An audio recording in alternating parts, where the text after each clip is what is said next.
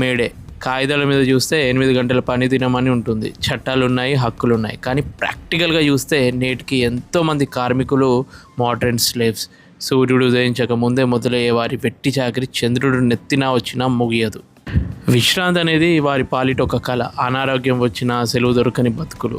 యజమాని అరుపుల మధ్య టార్గెట్ల ఒత్తిడిలో మనిషి యంత్రంలా మారిపోతున్నాడు. రక్త మాంసాలు ఉన్న మనిషిని కేవలం ఒక రిసోర్స్లా చూడడం ఎప్పటికీ మారుతుంది?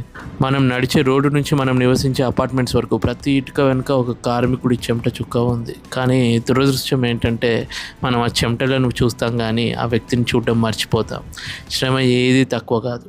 మురికి కాలువను శుభ్రం చేసే చేతులైనా, సాఫ్ట్వేర్ కోడింగ్ రాసే వేళ్ళైనా, షిప్లో పనిచేసే నావికులైనా గౌరవం అందరికీ సమానంగా అందాలి. వంగి నమస్కరించకపోయినా పర్వాలేదు, కానీ మనిషిగా గుర్తించి కనీస మర్యాద ఇవ్వడం మన బాధ్యత. ఈ వ్యవస్థ మారాలి. చట్టాలు కేవలం పుస్తకాల్లోనే కాదు, పని ప్రదేశాల్లో అమలు కావాలి. కార్మికుడు అంటే కేవలం ఒక పనిముట్టు కాదు, అతను ఒక తండ్రి, ఒక కొడుకు, ఒక తల్లి, ఒక కూతురు, ఒక కుటుంబానికి వెన్నెముక్క. ఈ మేడే సాక్షిగా మనం ఒక ప్రతిజ్ఞ చేద్దాం.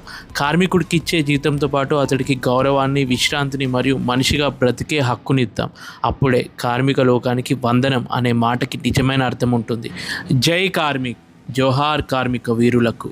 అందరికీ మే డే శుభాకాంక్షలు.